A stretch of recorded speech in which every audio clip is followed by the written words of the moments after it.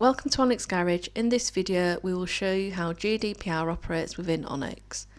GDPR can operate in one of three modes which you can select from the options screen.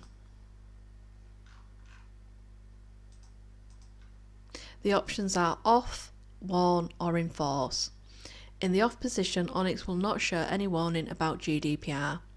When set to warn, Onyx will show warnings when it thinks you need to take some action to comply with GDPR, but you can ignore these warnings. In enforce mode, Onyx will not allow you to dismiss the warning. We will set it to enforce and show you the impact of this setting in relation to creating invoices. We will create a parts only invoice. We will select the customer and the warning icon is showing that GDPR is outstanding. If we try to press the next to add items to this invoice, Onyx shows that GDPR has not been captured. Your options at this point are to create a cash invoice instead or to capture the GDPR.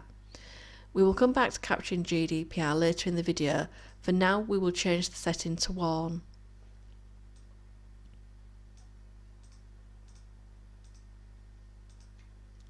This time when we press next, we are shown the warning message, but we are given the option to ignore.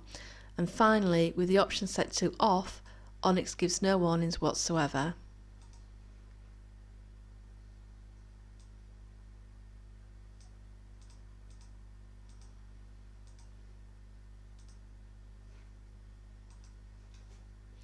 To capture GDPR, press the button and you now have several options.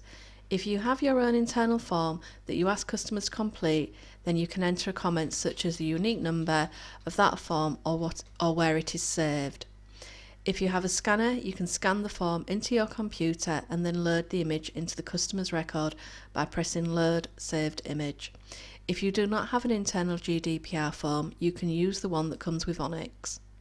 Or if you are using Onyx Mobile, then you can press the Get From device and your customer will be able to fill in the GDPR form using a tablet. For this example, we will record that they have filled in an internal form. GDPR is now shown as completed and you can press to view again. We will now change to a customer that completed GDPR some time ago, and you can see that they completed the GDPR form on the 22nd of April 2018 and they completed the mobile device form. Please subscribe and check out our other videos.